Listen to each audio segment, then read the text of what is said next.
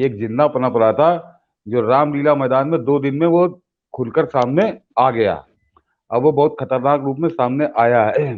बता रहा हूँ मनीष जी, ये अरशद मदनी तो खैर, इसके तो अभी बाद में बताता हूँ, पहले वो महमूद मदनी, वो बड़ा सफेद पोश चेहरा है, वो बड़ा सफेद पोश चेहरा है। वो आपका अदालत लगाने वाला संपादक, इसको अदालत में बैठा के इसका बड़ा महिमा मंडन भी कर चुका है।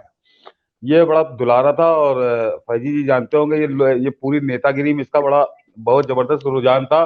ये लोक दल में अजीत सिंह किसी को राज्यसभा कैसे भेजता था, ये बताने की जरूरत नहीं है। चरणों में लौट गया उनके, तो ये राज्यसभा पहुंचा लोकदल से। ये सपा बसपा सब सब जगह इससे कुंडी खटखटाई, लेकिन इसको कहीं कदर इसकी हुई नहीं। कांग्रेस के भी इसने तलवे चाटे। और ये किस तरह की बातें करता रहा है मनीष जी। लोगों 2016 में मनीष जी यहाँ इजराइल के प्रधानमंत्री आए थे। इसका दोगलापन बता रहा हूँ आपको। तो ये बड़ा बिफर गया। इसने कहा कि इजराइल के साथ भारत के संबंधों पर पुनर्विचार हो, और नहीं तो हम लोग सड़क पर निकल के प्रदर्शन करेंगे, यहाँ तक धमकाने पे आ गया। और मनीष जी, इजराइल से इसको क्या परेशानी है? इजराइल तो भारत का मित्र है ना। 1971 की जो लड़ाई हुई थी, तब से लेके हमेशा जब भी कोई मुसीबत संकट किस तरह का आया है, तो इजराइल ने आपको खुलकर आपकी मदद करी है। इसको क्या परेशानी थी? इसको परेशानी फिलिस्तीन वाली थी, कि फिलिस्तीन से उसका झगड़ा चल रहा है, इस वजह से दूर इसका सांप्रदायिक वो था। मुझको मनीष जी कतई कोई आपत्ति ना होती कि यहाँ से हजारों किलोमीटर दूर इजराइल और फिलिस्तीन है, वहां के लिए तड़पने लगा, धमकी दे डाली कि अगर इजराइल से संबंध नहीं खत्म करोगे तो हम सड़क पे आ जाएंगे। लेकिन बगल में पाकिस्तान है और बांग्लादेश है, वहां पे हिंदुओं के साथ क्या हो रहा है, सिखों के साथ क्या हो रहा है, ईसाइयों के साथ क्या हो रहा है, वहां मतलब कुछ उससे छुपा नहीं, उसका ज्यादा वर्णन करने की जरूरत नहीं। लेकिन कभी ये एक शब्द नहीं बोला उनके समर्थन में, उनके उसमें कभी ये एक शब्द नहीं बोला मनीष जी। अब आ जाइए वो दूसरा वाला जो है। अब ये मुझे तो नहीं मालूम है, फैजी जी बताएंगे कि चाचा कौन और भतीजा कौन है इसमें। मेरे ख्याल से अरशद मदनी ज्यादा बूढ़ा लगता है, वही मेरे ख्याल से चचा है। तो वो, हाँ, वो चचा है। तो वो मनीष जी, संकट मोचन मंदिर के हमले में जिसमें दर्जनों लोग मर गए, उसको फांसी हुई वलीउल्लाह को, इसने कहा उनका मुकदमा हम लड़ेंगे। अहमदाबाद ब्लास्ट, वहां 55 लोग मर गए, 38 लोगों को फांसी हुई, इसने कहा इनका मुकदमा हम लड़ेंगे। यहाँ लखनऊ में 2 आतंकवादी पकड़े गए थे, पुराने लखनऊ, तो वहां उनका मुकदमा लड़ेंगे, उनके घर वालों की भी हम देख रेख करेंगे। तो ये आतंकवादियों के लिए खुलकर इसका एजेंडा क्या है समझ लीजिए। तालिबान के लिए मनीष जी, जब अमेरिका गया वहां से, जब तालिबान का कब्जा हुआ, तो इस हिंदुस्तान से उसमें क्या लेना देना था, इससे कोई पूछने भी नहीं दिया। इसने खुलकर कहा कि तालिबान जो है क्रांतिकारी हैं, आज देशभक्त हैं। और इसने उनकी तुलना जवाहरलाल नेहरू, महात्मा गांधी से की थी, कि जैसे देश के लिए नेहरू और महात्मा गांधी लड़ रहे थे, वैसे ही वो भी क्रांतिकारी हैं, वो भी आजादी की लड़ाई लड़ रहे हैं, और मैं उनको नहीं मानता। वो अभी आपने खबर दिखाई कि वो लड़के लड़की साथ न पढ़े। तो ये कट्टरपंथ का जो है, और अब जो इसने आते हैं असली मुद्दे पे बनी, ये तो दोनों का चरित्र है। कि जो आज इसने कहा, अभी फैजी जी इस पे ज्यादा प्रकाश डाल देंगे, तो मनीष जी मुझको हंसी भी आई। और एक सवाल, एक नहीं कई सवाल इसने खड़े कर दिए, इसने कई सवाल खड़े कर दिए।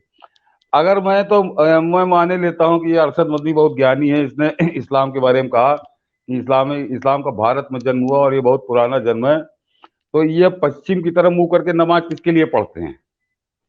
वो पूरी दुनिया के मुसलमान हज करने मक्का मदीना होड़ लगी रहती है। केवल भारत नहीं, पूरी दुनिया के मुसलमान लाखों करोड़ों की संख्या में, मेरे ख्याल से कई करोड़ हो जाते होंगे अगर साल भर का आप जोड़िए, हज में ही लाखों की हो जाती है।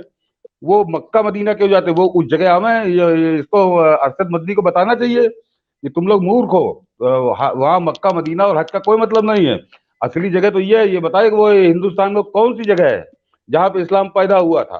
तो वो तो सबसे मुकद्दस जगह होगी इसके हिसाब से। तो ये बताए कि वो जगह कौन सी है, उसका पता बताए। और ये बताए कि ये कितनी बार ये खुद वहां पे गया, ये कितनी बार वहां गया इबादत करने। और ये पूरी दुनिया अरे ये सऊदी वऊदी अरब चला जाएगा तो इसको बरसों के लिए जेल में डाल दिया जाएगा, जिस तरह की बातें ये कर रहा है। ये कभी जाएगा, हज करने में नहीं जाएगा।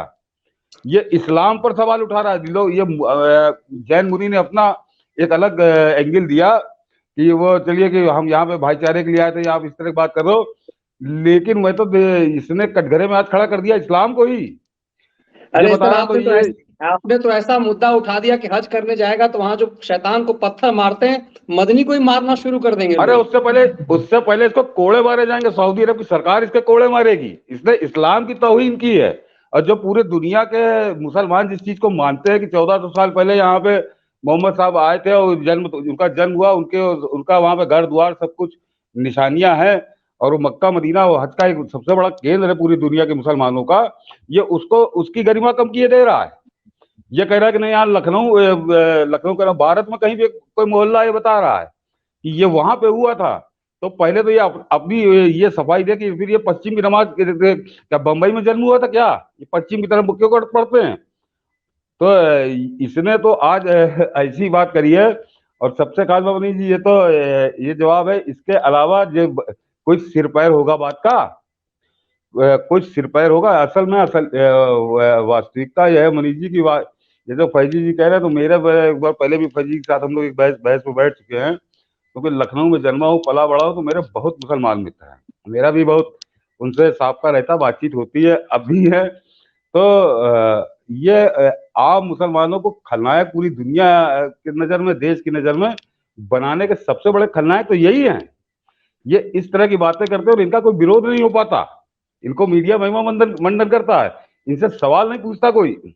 ये ये बताए मनीष जी कि ये इस्लाम यहाँ कहाँ पैदा हुआ था। और सबसे खास बात मनीष जी की हर चीज की एक वो होती है, पहचान होती है। जैसे वो ईसाइयों में वो बेतलहम को पूछते हैं, 1900 साल पहले, वो जो अब तो 2000 साल हो गए, समझिए कि वहाँ ईसा मसीह का जन्म के तो एक जगह उसकी चिन्ह है, उसके निशानियां मिलती हैं।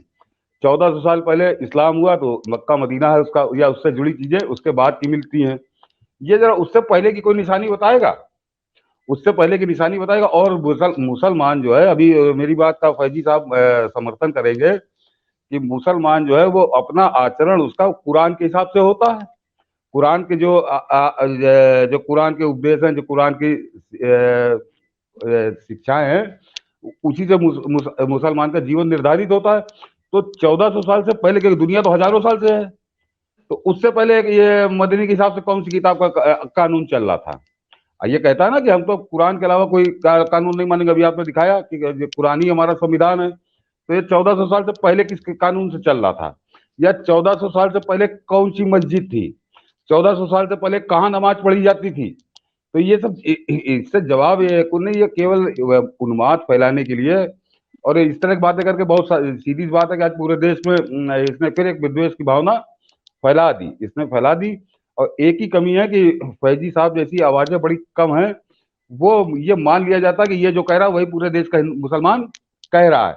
और उसकी वजह से ये इसने इसीलिए किया ही है, ये इसने इसीलिए किया ही है। 2024 का चुनाव है और एक जो तबका है मुस्लिमों का, या तो जो बहुत गरीब है, जिसको घर मिला है, सिलेंडर मिला है, जिसके घर नल पहुंचा है, कई सुविधाएं मिली हैं, उसके अलावा उसका जीवन कुछ सुधरा है, एक तो उस तबके का कुछ रुझान है, या जो ठीक ठाक पढ़ा लिखा है, जो जिसका राजनीति से लेना देना नहीं हो, तो उनके लिए इसने एक लकीर खींच दी। क्योंकि इसने जो आग जहर फैलाया है, इसने जो आग फैलाई है, तो वो जो आपस में वहां मिलेंगे तो वो लोग उनको दुश्मन की निगाह से देखेंगे। क्योंकि मैंने कहा ना कि ये हिंदू मुसलमान, इसने पाकिस्तान वाला एक भाषा, जिन्ना की भाषा भूलिए, जिन्ना का एक दूसरा अवतार है जो ज्यादा खतरनाक तरीके से आया है।